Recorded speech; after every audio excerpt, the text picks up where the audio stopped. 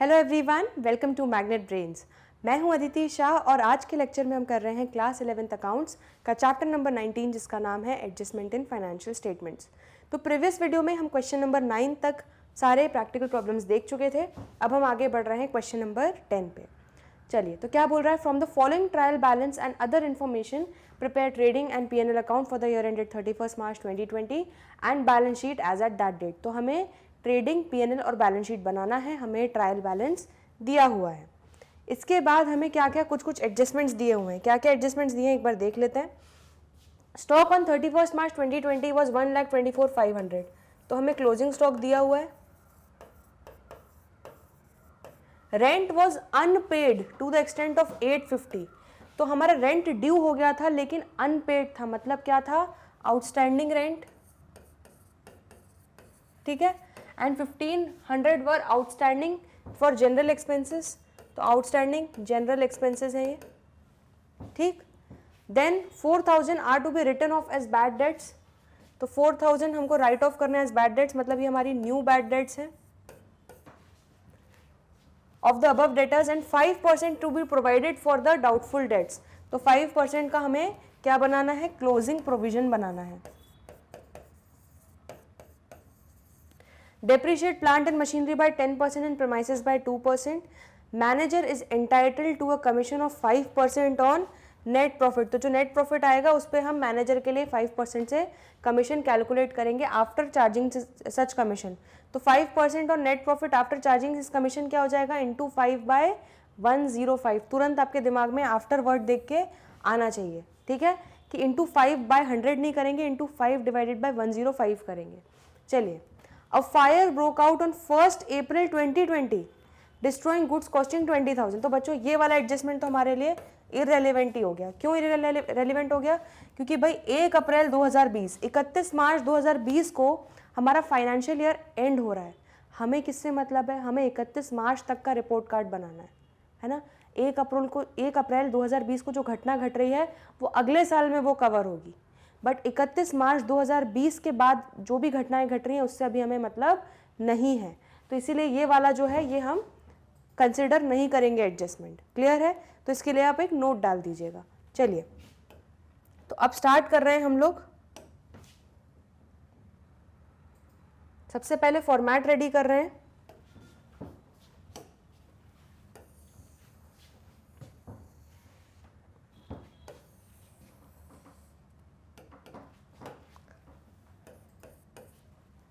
तो यहाँ पे लिख रहे हैं हम trading account.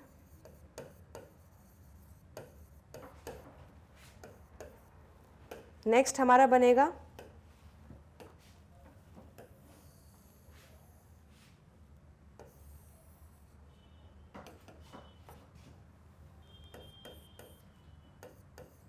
Profit and loss account.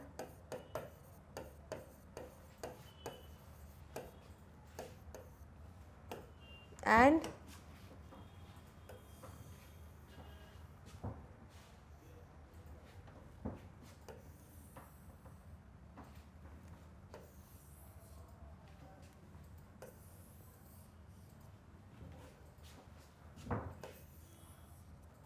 ये हो गई हमारी बैलेंस शीट।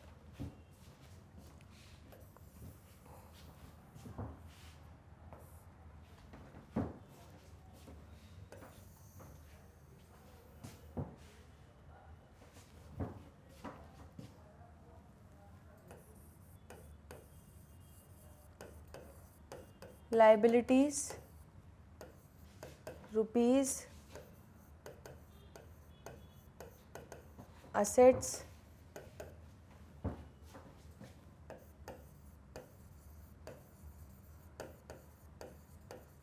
Balance sheet. ठीक है, ये हमने पूरा फॉर्मेट रेडी कर लिया। चलो अब एक एक करके ट्रायल बैलेंस में से सारी चीज़ें लेते जाते हैं। स्टॉक ऑन 1 अप्रैल 2019, तो ओपनिंग स्टॉक ले लेते हैं 2,20,000, सीधे लिख लेते हैं ट्रेडिंग अकाउंट में।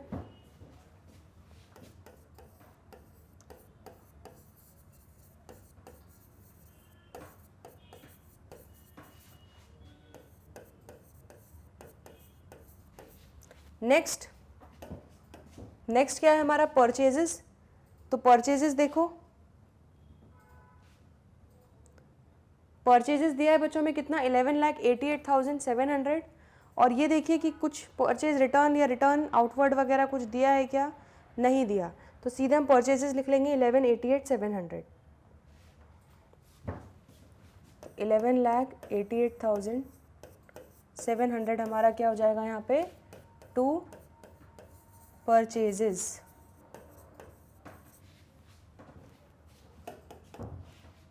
नेक्स्ट, इसके बाद और क्या दिख रहा है आपको, सेल्स। सेल्स कितनी है हमारी 13,45,000।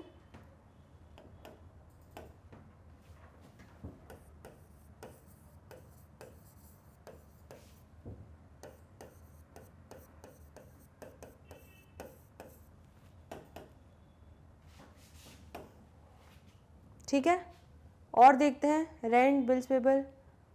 अब और तो कुछ बच्चों दिख नहीं रहा मुझे जो हमें ट्रेडिंग अकाउंट में लेना चाहिए। ठीक है, ट्रेडिंग अकाउंट की सारी चीज़ें हो चुकी हैं। एडजस्टमेंट में से देख लेते हैं, अब बस एडजस्टमेंट से क्लोजिंग स्टॉक लेना है, तो चलिए क्लोजिंग स्टॉक ले लेते हैं 1,24,500। तो यहाँ पे लिख लेते हैं बाय क्लोजिंग स्टॉक 1,24,500। ठीक है, और यहाँ पर बैलेंस शीट में लिख देंगे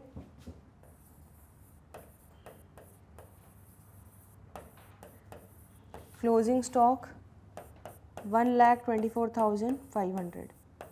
क्लियर हो गया इतना। चलिए अब हम लोग ट्रेडिंग अकाउंट को कंक्लूड करेंगे। तो क्रेडिट साइड का टोटल लगाओ कितना आ रहा है, 13,45,000 प्लस 1,24,500 कितना हो गया, 14,69,500। इसमें से डेबिट माइनस करो, 2,20,000 माइनस 11,88,700, तो कितना आ गया 60,800। तो 60,800 आपका क्या आ गया बच्चों, ग्रॉस प्रॉफिट।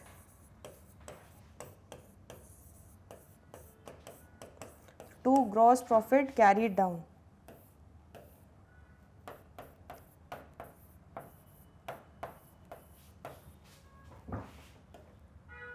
आंसर चेक कर लें एक बार, 60,800 तो परफेक्ट आया है हमारा। तो चलिए आप ट्रेडिंग अकाउंट बना लीजिए, फिर पीएनएल अकाउंट पे बढ़ते हैं आगे।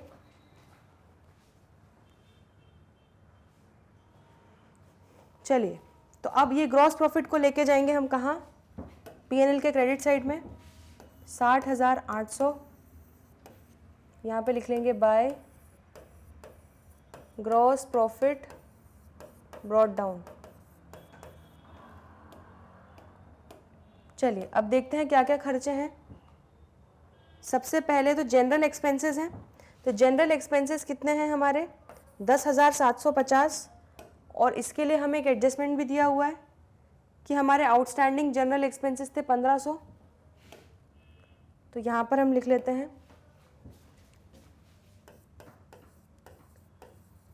To general expenses 10,750 plus outstanding general expenses हो गए 1,500। तो टोटल कितना हो गया, 10,750 प्लस 1,500, ये हो गया 12,250 के हमारे टोटल खर्चे हो गए। ठीक है, और ये जो आउटस्टैंडिंग जनरल एक्सपेंसेस है 1,500 के, इसका हमें दो इफेक्ट देना पड़ेगा, एडजस्टमेंट है क्योंकि। तो एक इफेक्ट तो आपने यहाँ दे दिया, दूसरा इफेक्ट कहाँ दे दोगे आप, यहाँ पे हम लिख लेते हैं एक आउटस्टैंडिंग एक्सपेंसेस।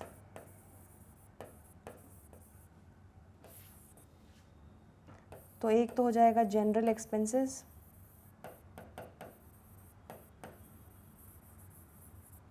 $1,500।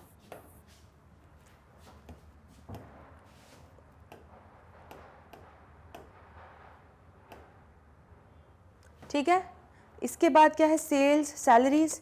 तो सैलरीज 22,250, तो लिख लेते हैं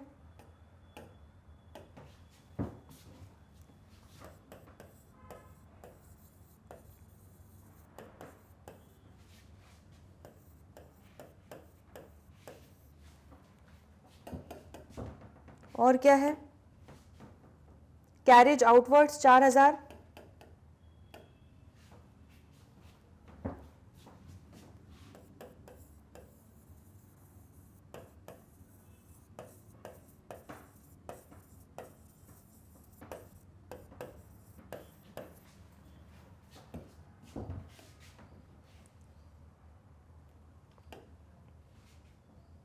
इसके बाद है रेंट 9000। तो रेंट में बच्चों अनपेड भी रेंट है, कुछ आउटस्टैंडिंग रेंट है 850 का, तो ये लिख लेते हैं।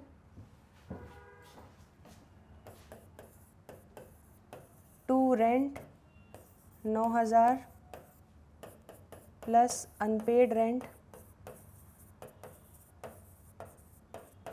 कितना 850 का, तो टोटल 9850 हो जाएगा आपका रेंट। ठीक है, और रेंट का हमारे 2 एडजस्टमेंट्स होंगे, तो दूसरा एडजस्टमेंट क्या हो जाएगा, बैलेंस शीट में लिखेंगे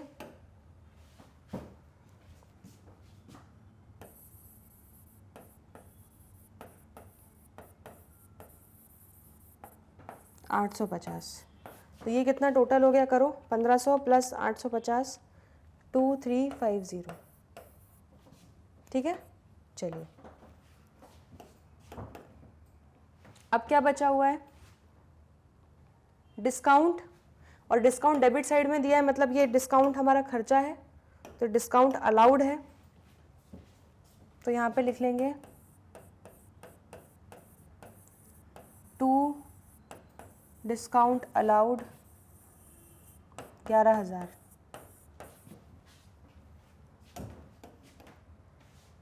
ठीक है, चलिए तो आई होप हम लोगों ने सारी चीज़ें कर ही ली हैं, आई थिंक कवर, यस। ठीक है, अब आ जाओ एडजस्टमेंट्स पे। इसमें हमें बैड डेट्स लेना है, तो 4000 के bad debts new bad dates हैं। बैड डेट देखो कुछ पुराना दिया हुआ है क्या, ओल्ड बैड डेट्स कुछ दी हुई है क्या, ट्रायल बैलेंस में नहीं दी है, तो सीधे हम ये वाली बैड डेट्स ले लेंगे बच्चों, कितनी 4000 की।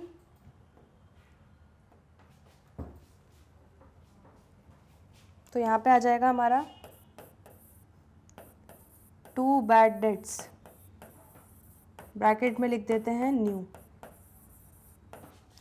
ठीक है, कितनी 4000, और इसमें हम प्लस क्या कर देंगे, closing provision on doubtful debt. तो closing provision on doubtful debt कितना बोल रहे हैं, 5% निकाल रहे हैं, तो हमें आता है निकालना, कैसे निकालेंगे, डेटर्स कितना दिया हुआ है 3,20,000, तो 3,20,000 में से हमारी न्यू बैड डेट्स जो है वो माइनस करेंगे। ठीक है, दैट इज 4000, और 3,16,000 आया, उस पर हम लगाएंगे 5%, तो कितना आ जाएगा 15,800। तो यहाँ पे आ जाएगा plus 15,800,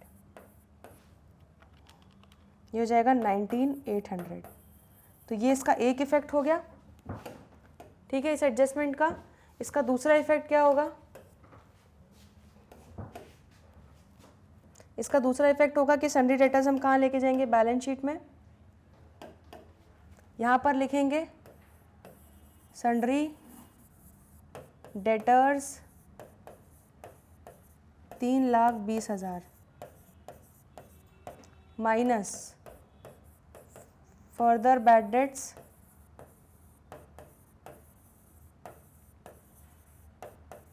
4,000 minus closing provision. Closing provision कितना बनाया था हमने, 15,800। तो चलिए अब डेटर्स निकाल लेते हैं, 3,20,000 minus 4,000 minus 15,800, 3,02,000।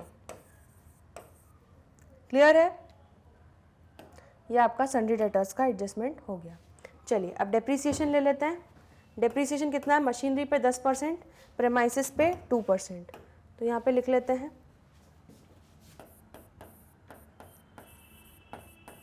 To depreciation machinery premises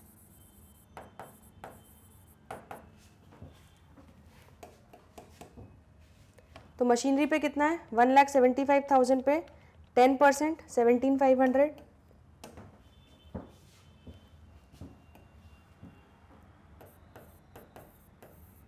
और प्रेमाइसिस पे कितना आएगा 2%, 3,45,000 प्रेमाइसिस है, उस पे लगा लो 2%, कितना आ गया 6,900।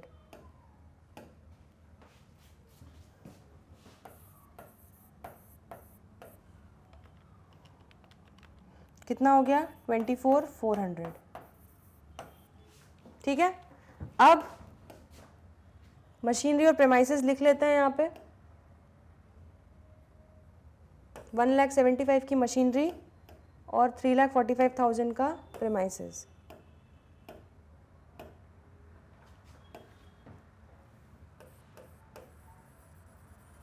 प्रेमाइसिस है हमारी 3,45,000 की, उसमें से हम करेंगे माइनस, डेप्रीसिएशन शॉर्ट में लिख रही हूँ बच्चों में। फिर है मशीनरी कितनी 1,75,000 की, उसमें से कर रहे हैं माइनस डेप्रीसिएशन। प्रेमाइसिस का डेप्रीसिएशन है 6,900 और यह है 17,500।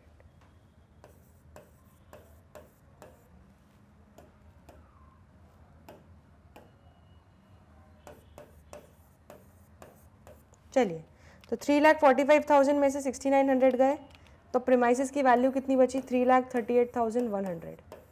ठीक है, और 1,75,000 मशीनरी में से 17,500 गया, कितना बचा 1,57,500। क्लियर हो गया इतना? ठीक है, तो हमने डेप्रीसिएशन के भी दोनों इफेक्ट्स दे दिए, P&L में भी ले गए और बैलेंस शीट में से भी, असेट में से लेस करके दिखा दिया। अब बस हमारा बचा है कि manager is entitled to commission of 5% on net profit. तो चलिए net profit before manager's commission निकाल लेते हैं। तो जहाँ तक जो कंडीशन बच्चों मुझे दिख रही है, मुझे ये दिख रहा है कि क्रेडिट साइड आपका देखो कितना छोटा है और आपके डेबिट साइड में कितने सारे एक्सपेंसेस हैं, तो मतलब आपका नेट प्रॉफिट तो शायद आएगा ही नहीं। तो एक बार डेबिट साइड का टोटल लगा के देखते हैं कितना आ रहा है। 12,250 plus 22,250 plus 4,000 plus 9,850 plus 11,000 plus 19,800 plus 24,400। तो ये ऑलरेडी बच्चों 1,03,550 हो चुका है। मतलब हमारा खर्चे ज़्यादा हो गए हैं और इनकम कम हुई है, प्रॉफिट कम हुआ है। ठीक है, क्रेडिट साइड कम है आपका, तो 1,03,550 में से माइनस करो, क्रेडिट साइड कितना हो रहा है 60,800। तो आपका नेट प्रॉफिट नहीं, नेट लॉस आ रहा है बच्चों 42,750 का। चेक करो आंसर एक बार, परफेक्ट। तो आपका नेट लॉस आया है 42,750 का। अब क्योंकि आपका नेट लॉस आया है तो आप प्रॉफिट पे, अगर प्रॉफिट कमाते हो तभी मैनेजर को कमीशन मिलता है। ठीक है, क्योंकि क्या बोला है, manager is entitled to commission of 5% on net profit. लेकिन भैया जब नेट प्रॉफिट ही नहीं आया तो कहाँ से कमीशन दोगे? ठीक है, तो ये वाला भी आपका एडजस्टमेंट आपको नहीं करना रहेगा। तो इन दोनों के लिए आप क्या लिख दोगे, नोट लिख देंगे।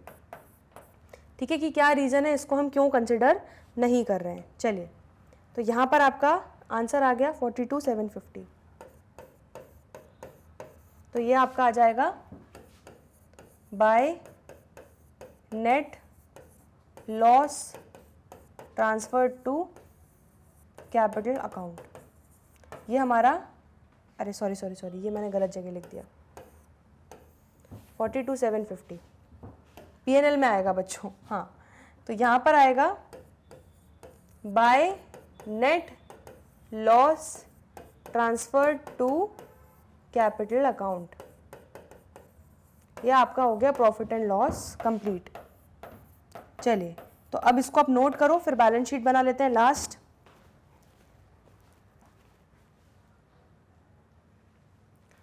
चलिए, बैलेंस शीट। तो बैलेंस शीट में सबसे पहले क्या जाएगा हमारा, कैपिटल। तो देख लो कैपिटल कितना दिया हुआ है,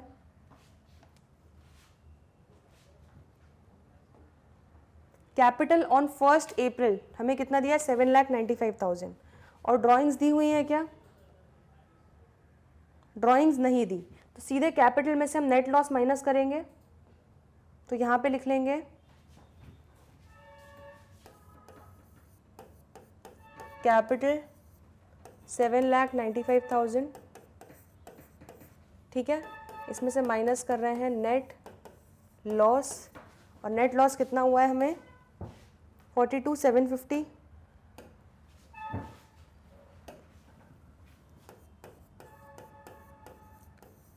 तो जो साल भर का हमारा परफॉर्मेंस जो था वो दिख गया, 7,95,000 माइनस लॉस जो है वो भी प्रोप्राइटरी भुगतेगा, तो उसके कैपिटल में से माइनस करेंगे, कितना आ गया 7,52,250। ये आपका क्लोजिंग कैपिटल आ गया। चलो अब देख लो एक बार आपका लाइबिलिटी साइड पे क्या बचा हुआ है।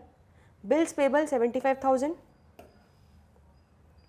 और 1,06,500 सन्ड्री क्रेडिटर्स।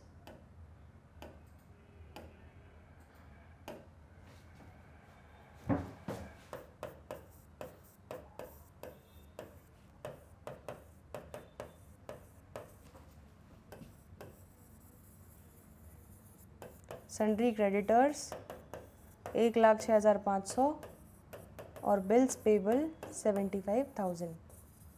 तो ये आपका लाइबिलिटी साइड जो है पूरा कंप्लीट हो गया। ठीक है, एडजस्टमेंट्स भी हम सारे ही कर चुके हैं, यस कर चुके हैं। चलिए अब देख लो आपका असेट साइड पे क्या क्या बचा है। Cash in hand, cash at bank, तो बस यही बचा हुआ है 15,450 और 350, बस ख़त्म हो चुका है।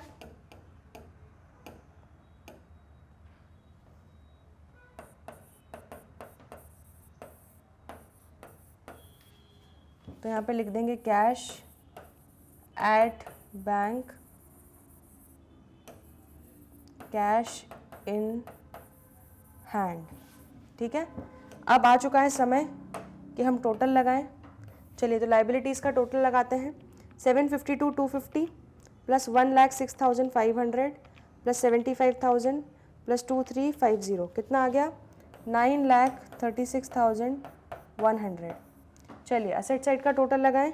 3,38,100 plus 157,500 plus 3,02,000 plus 124,500 plus 15,450 plus 350, ये कितना आ गया, ये भी आपका आ गया 936,100। तो बधाई हो, आपकी बैलेंस शीट टैली हो गई है। एक बार आंसर देख लेते हैं हम, 936,100। तो परफेक्ट बैलेंस शीट का टोटल आ गया हमारा।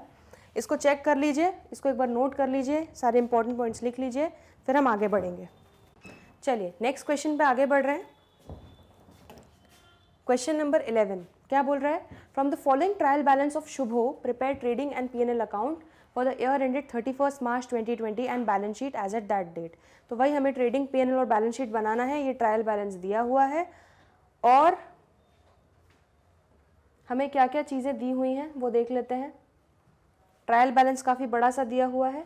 उसके बाद हमें दिया है एडजस्टमेंट्स, तो the following adjustments be taken care of. तो हमें ये सारी एडजस्टमेंट्स को ध्यान में रखते हुए अपने फाइनल अकाउंट्स बनाने हैं। क्या क्या एडजस्टमेंट्स हैं, depreciate land and building at 6%, plant and machinery at 10%, office equipments at 20%, furniture fixtures at 15%। ठीक है, create provision for doubtful debts at 2% on sundry debtors.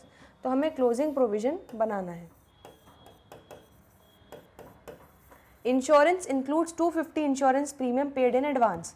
तो सीधे सीधे आपको क्या दे दिया गया है, प्रीपेड इंश्योरेंस, जो आपकी इंश्योरेंस का खर्चा आपने एडवांस में पे कर दिया है, जो इस साल से रिलेटेड नहीं है। Provide salary to Shubho 15,000 per annum. ठीक है, तो ये हमारी आउटस्टैंडिंग सैलरी है जो हमने शुभो को ड्यू हो गई है लेकिन हमने पेमेंट नहीं किया है। और आउटस्टैंडिंग सैलरीज कितनी दी है, 11,500 और दी हुई हैं। क्लियर है इतना।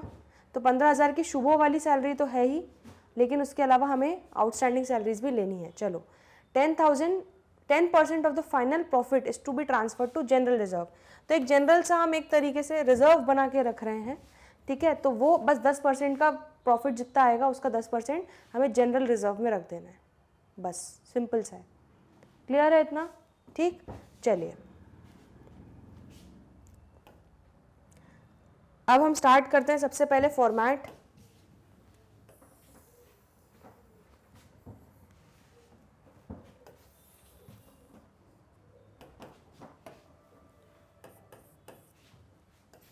ये हो गया ट्रेडिंग अकाउंट,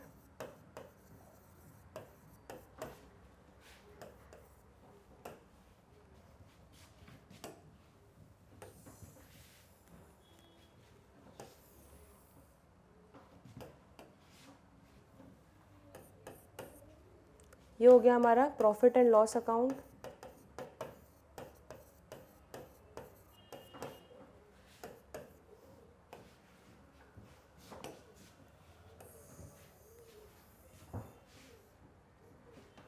ये हमारा बैलेंस शीट।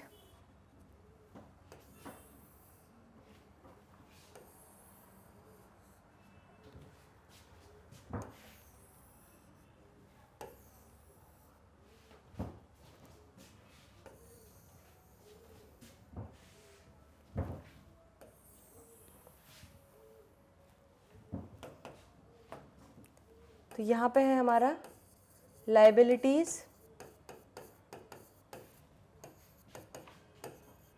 असेट्स, और ये हमारी बन गई बैलेंस शीट का फॉर्मेट। चलिए तो अब शुरुआत करते हैं ट्रेडिंग अकाउंट से। सबसे पहले क्या चाहिए हमें? स्टॉक। लेकिन यहाँ पर तुरंत सबसे पहले हमें क्या दिख रहा है बच्चों? परचेजेस एडजस्टेड दिया हुआ है। एडजस्टेड परचेजेस दिया है मतलब ओपनिंग स्टॉक इंक्लूडेड है इसमें नेट परचेजेस भी इंक्लूडेड है और क्लोजिंग स्टॉक भी इंक्लूडेड है। मतलब अगर हम ट्रेडिंग अकाउंट में सिर्फ एडजस्टेड परचेजेस लिख लेंगे तो मान लिया जाएगा कि हमने तीनों चीज़ों की एंट्री कर दी। ठीक है, तो चलिए तो सीधे हम लोग उठा के एडजस्टेड परचेजेस लिख लेते हैं। 2,07,500। तो यहाँ पे लिख लेंगे 2 एडजस्टेड परचेजेस 2,07,500। ठीक है, क्लियर हो गया इतना? चलिए, इसके अलावा क्लोजिंग स्टॉक से तो अब मतलब नहीं है, क्लोजिंग स्टॉक सीधे एक ही इफेक्ट आएगा क्योंकि ट्रायल बैलेंस में आ गया है हमारा, है ना, और एडजस्टेड परचेजेस में हमारा ऑलरेडी आ चुका है, तो ट्रेडिंग अकाउंट में नहीं आएगा। अब सीधे सीधे बस बैलेंस शीट वाला ही हमें क्लोजिंग स्टॉक लिखना बाकी है। चलिए और देख लेते हैं क्या क्या है। वेजेस, तो वेजेस 45,300 ले लेते हैं।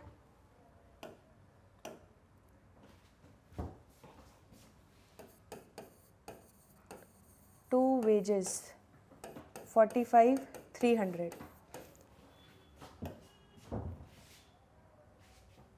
और क्या है? Salaries, office expenses, carriage inwards, तो कैरेज इनवर्ड्स आ जाएगा बच्चों 1,200। ये हमारा डायरेक्ट एक्सपेंस है।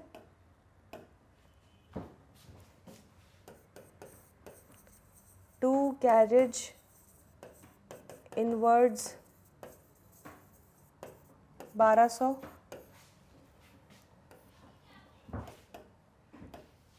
और क्या है? Discount allowed, discount receive, bad debt, sales. Sales ले लेते हैं 3,83,500।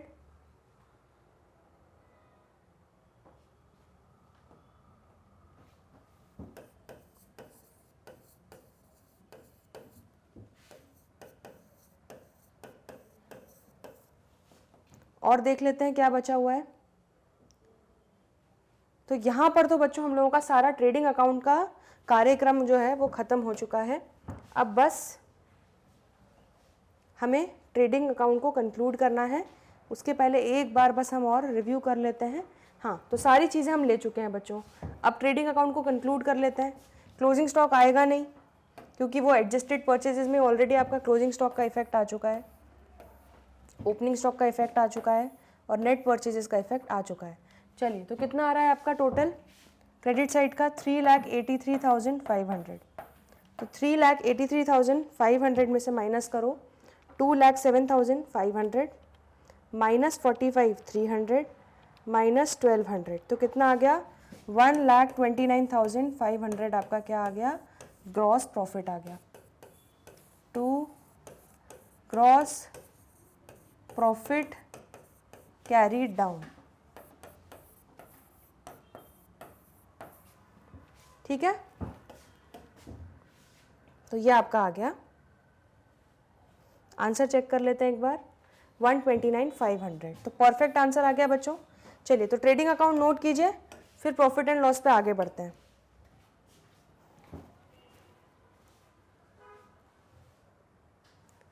चलिए तो ग्रॉस प्रॉफिट को लेके आ रहे हैं हम कहाँ पर? नेट पीएनएल में लेके जा रहे हैं। 129,500, तो यहाँ पे क्या लिख देंगे हम, by gross profit brought down. ठीक है, चलो अब खर्चे देखना स्टार्ट करो क्या क्या है। सैलरीज आ जाएगा 39,000, ठीक है, और इसमें क्या क्या चीज़ें आ जाएंगी सैलरीज में, एक तो ये शुभो वाली आ जाएगी और एक ये आउटस्टैंडिंग सैलरी भी आएगी। सैलरीज कितनी थी हमारी, 39,000, तो यहाँ पे लिख लेंगे to salaries 39,000 plus salary due for Shubho plus outstanding salary. ठीक है, तो 15,000 रुपये शुभो की सैलरी ड्यू थी और आउटस्टैंडिंग सैलरीज कितनी हैं, 11,500।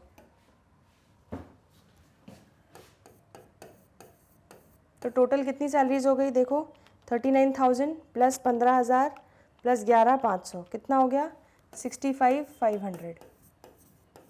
ठीक है, और इन दोनों का एडजस्टमेंट हमारा कहाँ चला जाएगा, लायबिलिटी साइड में, यहाँ पे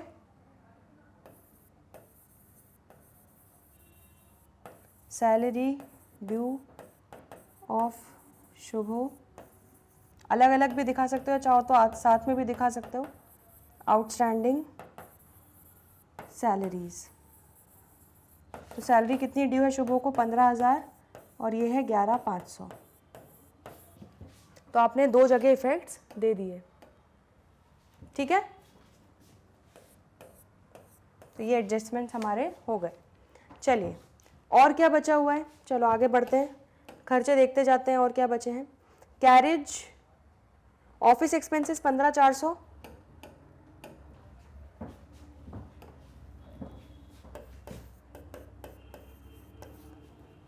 to office expenses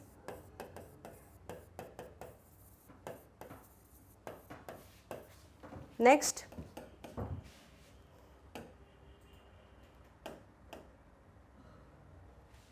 carriage outwards 2,000, discount allowed 750,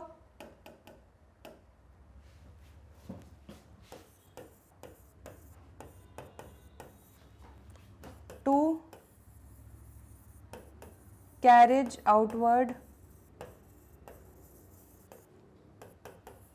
to discount allowed.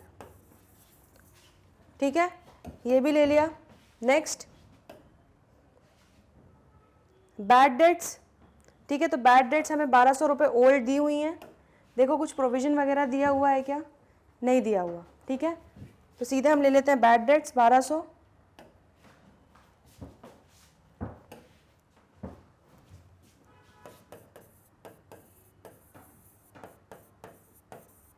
To bad debts 1,200। ठीक है, तो ओल्ड बैड डेट्स हैं ये हमारी। न्यू बैड डेट्स कुछ थी क्या जो हमें बनानी थी, नहीं, न्यू बैड डेट्स कुछ नहीं थी, सीधे हमें बस प्रोविजन दिया है। तो बच्चों हम सीधे डेटर्स पे लगा देंगे, क्योंकि debtors minus new bad debts तो कुछ है ही नहीं, जीरो है न्यू बैड डेट्स। तो डेटर्स कितने हैं हमारे, देख लो एक बार, सन्ड्री डेटर्स, सन्ड्री डेटर्स हैं हमारे बच्चों 40,000। तो 40,000 पे हम लगा लेंगे, कितना है हमारा 2%, तो कितना आ जाएगा 800 रुपये। तो 800 रुपीज़ हमारा प्लस हो जाएगा closing provision on DD doubtful debt. ठीक है, तो 1,200 प्लस 800 कितना हो गया, 2,000। ठीक है, और यहाँ पर हम बैलेंस शीट में भी दिखाई देते हैं इसको। डेटर्स कितने थे हमारे, 40,000, और इसमें हमने लगाया 2% क्लोजिंग प्रोविजन, कितना 800। तो हमारे नेट डेटर्स कितने हो गए, 39,200। चलिए, तो अपने डेटर्स का भी दोनों इफेक्ट दे दिए। आगे इसके बाद बैड डेट्स भी हो गया। चलिए इसके बाद क्या बचा है, इंश्योरेंस। तो इंश्योरेंस 1500 रुपये है, लेकिन यहाँ पे क्या दिया गया है कि 250 रुपये प्रीपेड है, तो ये दिखा देते हैं। तो to insurance 1500 minus prepaid insurance 250, तो कितना हो गया 1250।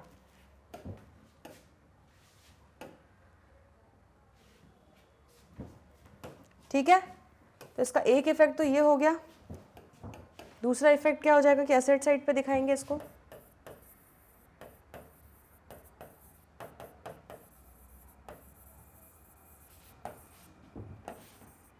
तो ये आपने दिखा दिया, क्लियर हो गया। तो प्रीपेड इंश्योरेंस का भी खेल खत्म। अब देखते हैं क्या बचा है।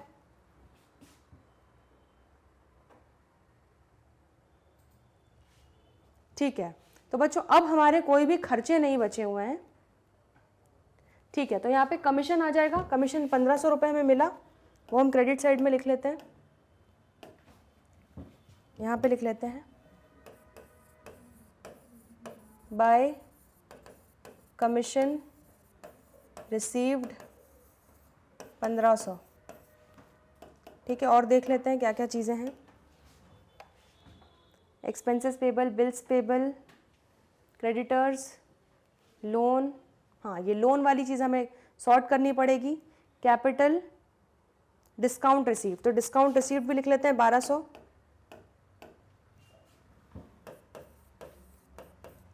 Bye discount received 1200। चलिए अब क्या दिया हुआ है देखो, यहाँ पे आपको दिया हुआ है चैटर्जीज लोन अकाउंट टेकन ऑन 1 अक्टूबर। तो हमने 1 अक्टूबर को लिया लोन। ठीक है, कितने का लोन लिया, 25,000। तो 25,000 पे कितना रेट इंटरेस्ट है हमारा, 18%। तो 4500 रुपीज़ आ रहा है इंटरेस्ट पूरे साल का। लेकिन हमने कब लिया, अक्टूबर। तो हमें इंटरेस्ट कब से कब तक देना पड़ेगा, अक्टूबर से मार्च तक। अक्टूबर, नवंबर, दिसंबर, जैन, फेब, मार्च। तो इंटू 6/12 कितना हो गया, 2250। ठीक है, तो यहाँ पर हम, ये हमारा इम्प्लाइड वो हो जाएगा। यहाँ पे आप लिख दोगे to interest due on loan, 6 महीने का इंटरेस्ट है 2250। और यहाँ पर एक इफेक्ट तो ये हो गया आपका इम्प्लाइड एडजस्टमेंट का। दूसरा क्या हो जाएगा, आप यहाँ पे दिखा दोगे कितना लोन था हमारा, 25,000 का, चैटर्जीज लोन अकाउंट। तो यहाँ पे बैलेंस शीट में दिखा देंगे चैटर्जीज लोन अकाउंट 25,000 का था, और उस पर अभी हमारा इंटरेस्ट, आउटस्टैंडिंग इंटरेस्ट है 2250। ठीक है, तो 2250 प्लस 25,000 कितना हो गया, 27250। तो ये एक आपका एडजस्टमेंट हो गया। ठीक है, इसके बाद क्या बचा है आपका, डेप्रीसिएशन। तो डेप्रीसिएशन लगा लो, किस किस पे है, लैंड एंड बिल्डिंग पे, प्लांट एंड मशीनरी पे, office equipments and furniture and fixtures पे। तो काफ़ी सारा डेप्रीसिएशन है, लिख लेते हैं हम। थोड़ी जगह की कमी हो रही है बच्चों, तो इसको हम इकट्ठा टोटल करके ही लिख लेंगे।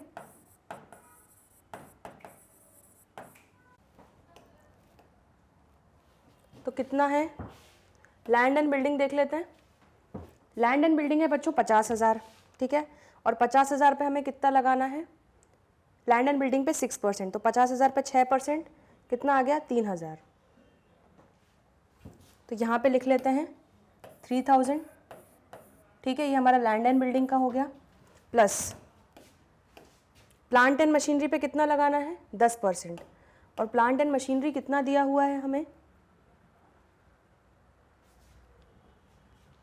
प्लांट एंड मशीनरी 50,000 दिया हुआ है, प्लांट एंड मशीनरी भी।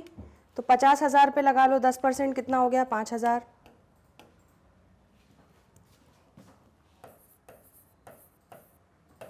प्लस अब क्या बचा है, ऑफिस इक्विपमेंट पे 20%। तो ऑफिस इक्विपमेंट्स देखो, ये है हमारे ऑफिस इक्विपमेंट्स 12,000 के, ठीक है। तो 12,000 के ऑफिस इक्विपमेंट्स पे कितना लगाना है हमें, 20%, तो ये आ गया 2400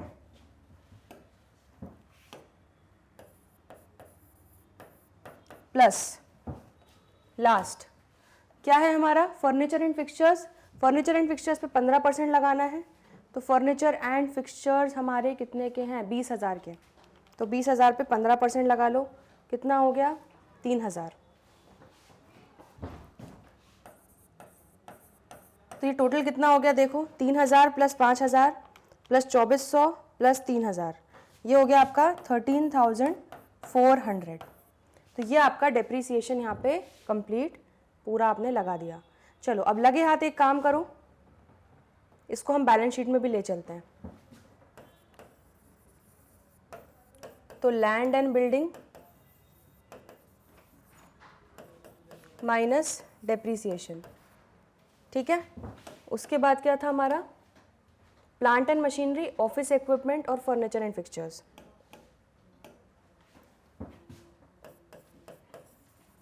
plant and machinery,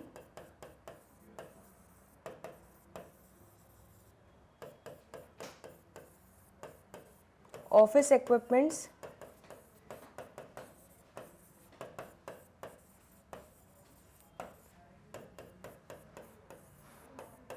and furniture and fixtures.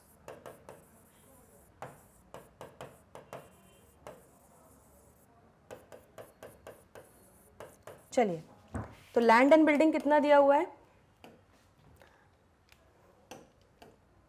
Land and building फटाफट लिख लेते हैं। लैंड एंड बिल्डिंग 50,000 दिया हुआ है हमें, ठीक है।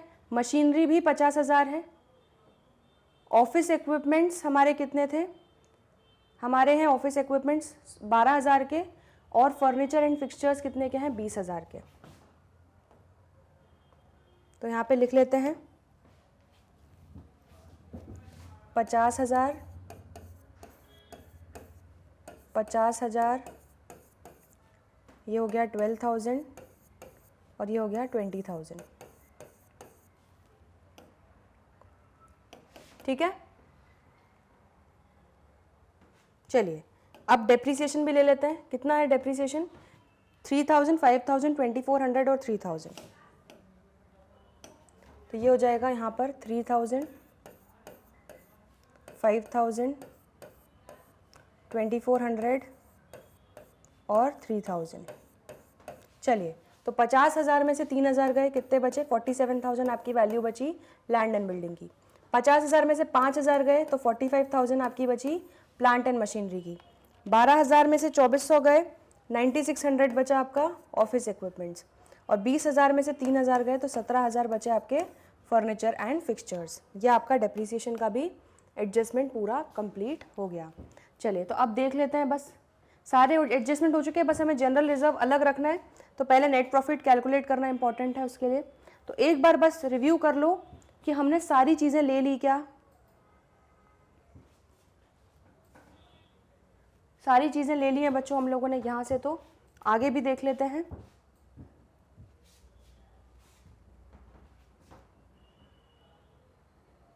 ठीक है बच्चों, तो सारी चीज़ें हम ले चुके हैं।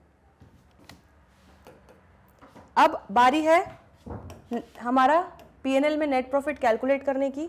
तो चलिए टोटल देख लेते हैं। क्रेडिट साइड का कितना आ रहा है, 1,29,500 प्लस 1,500 प्लस 1,200, ये आपका आ गया 1,32,200। इसमें से माइनस करते चलो, 65,500 minus 15,400 minus 2,000 minus 750 minus 2,000 minus 1,250 minus 2,250 minus 13,400, तो कितना आ गया 29,650। 29,650 आपका नेट प्रॉफिट तो आ गया, लेकिन उन्होंने क्या बोला है कि जो फाइनल प्रॉफिट आएगा उसका आपको 10% जो है वो जनरल रिजर्व में ट्रांसफर करना है। ठीक है, तो चलो एक काम करते हैं। सबसे पहले हमारा फाइनल प्रॉफिट क्या आ गया, 29,650 आ गया। तो 29,650 का 10% कितना हो गया, 2,965, है ना। तो 2,965 का जो अमाउंट है उसको हम पहले जनरल रिजर्व में ट्रांसफ़र कर देते हैं। तो यहाँ पे लिख लो to net profit transfer to general reserve. ठीक है, ये आपका लाइबिलिटी साइड पे जनरल रिजर्व दिख जाएगा। ठीक है, क्योंकि एक तरीके से प्रॉफिट का ही एक पार्ट अलग से कैपिटल में ना ऐड होके ये एक अलग से जनरल रिजर्व के नाम से आपको दिख जाएगा, तो लाइबिलिटी साइड पे ही जाएगा ये। ठीक है, तो अब 29650 का प्रॉफिट था, उसमें से 2965 का आपने प्रॉफिट जनरल रिजर्व में ट्रांसफर कर दिया, तो अब आपका 26685 का प्रॉफिट बचा हुआ जो है वो कहाँ चला जाएगा? To net profit transfer to capital account. ये इतना अमाउंट आपका कैपिटल अकाउंट में चला जाएगा। ठीक है, ये आपका हो गया P&L यहाँ पे कंप्लीट। तो ये हो गया टोटल 132,200। आ रहा है समझ में? क्लियर है? तो इसको आप इस तरह से अलग अलग यहाँ पे दिखा सकते हो। इसको नोट करो, फिर बैलेंस शीट पे बढ़ रहे हैं। ठीक है, तो हमारा आंसर चेक कर लो एक बार। 26685 यही आंसर था। चलिए अब स्टार्ट करते हैं बैलेंस शीट बनाना बच्चों। सबसे पहले चल रहे हैं हम कैपिटल अकाउंट पे। तो कैपिटल अकाउंट हमें कहाँ दिया हुआ है देख लें एक बार। 1,15,000 दिया हुआ है, और हमें ड्राइंग्स वगैरह कुछ दी हुई हैं क्या?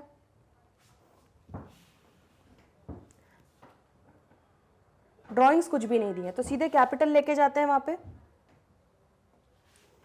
तो यहाँ पे लिख लेंगे हम कैपिटल 1,15,000। ठीक है, इसमें हम प्लस कर देंगे क्या? Net profit. ठीक है, और क्या दिखेगा यहाँ पे? जनरल रिजर्व भी दिखेगा, क्योंकि वो प्रॉफिट में से हटा के हम बेसिकली यहाँ के हिस्से में से हटा के यहाँ जनरल रिजर्व के नाम से दिखा रहे हैं। ठीक है, तो जनरल रिजर्व में कितना दिख रहा है आपका? 2,965।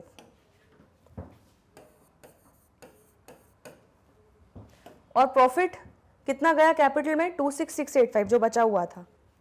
तो 26685 आपका प्रॉफिट चला गया, बचा हुआ जो था जनरल रिजर्व के लिए अपने अलग से हटा लिया, उसके बाद जो बचा हुआ प्रॉफिट था वो कैपिटल में ऐड कर लिया। तो 1,15,000 प्लस 26685 कितना हो गया? 1,41,685। चलिए ये हो गया। अब स्टार्ट करते हैं बच्चों। सबसे पहले सारी लाइबिलिटी साइड देख लेते हैं, क्या बचा हुआ है अब हमारा लाइबिलिटी साइड में। Sundry creditors 25,000, bills payable 12,350।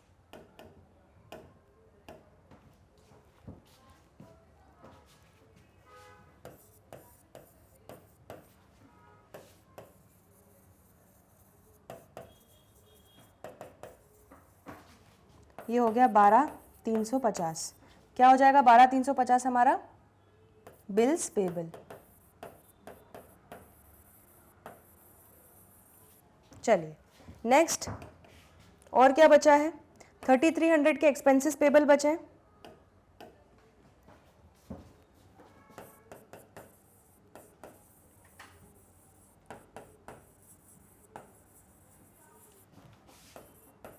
ये हो गया। ठीक है, चलो अब देखते हैं असेट साइड में। लाइबिलिटी साइड की तो सारी चीज़ें ख़त्म कर ली हमने। अब असेट साइड में क्या क्या बचा है? लैंड एंड बिल्डिंग हम ले चुके हैं। ठीक है, क्लोजिंग स्टॉक दिखाना है बच्चों 45,000, ये भूलना नहीं है। तो यहाँ पे लिख लेते हैं क्लोजिंग स्टॉक। क्लोजिंग स्टॉक का सिर्फ एक ही इफेक्ट आएगा, सीधे बैलेंस शीट में आएगा, क्योंकि वो ट्रायल बैलेंस के अंदर आ चुका है, इसलिए सिर्फ सिंगल इफेक्ट रहेगा। ठीक है, और देख लेते हैं क्या क्या बचा हुआ है। हम प्लांट एंड मशीनरी लिख चुके हैं। ठीक है, फर्नीचर एंड फिक्सचर्स भी लिख चुके हैं। बिल्स रिसीवेबल 40,000 डेटर्स हम ऑलरेडी लिख चुके थे प्रोविजन के साथ। ठीक है, और 16,000 का हमारा क्या बचा हुआ है? Cash at bank. ठीक है, तो हम क्या क्या लिख लेते हैं बच्चों? बिल्स रिसीवेबल 20,000 और 16,000 का हमारा बिल्स रिसीवेबल कितना है हमारा? 20,000 और 16,000 का है हमारा cash at bank.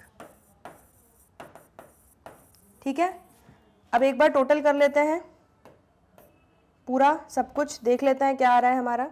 Asset side का टोटल लगाओ 47,000 plus 45,000 plus 9600 plus 17000 plus 39200 plus 250 plus 45000 plus 20000 plus 16000, तो ये कितना आ गया आपका 239050। अब लाइबिलिटी साइड का टोटल लगाओ, 141,685 plus 2965 plus 25,000 plus 27,250 plus 15,000 plus 11,500 plus 12,350 plus 3,300, तो ये भी आ गया हमारा 2,39,050। तो ये हो गई बच्चों हमारी बैलेंस शीट टैली। बहुत बहुत बधाई हो आप लोगों को। तो इसको नोट कीजिए।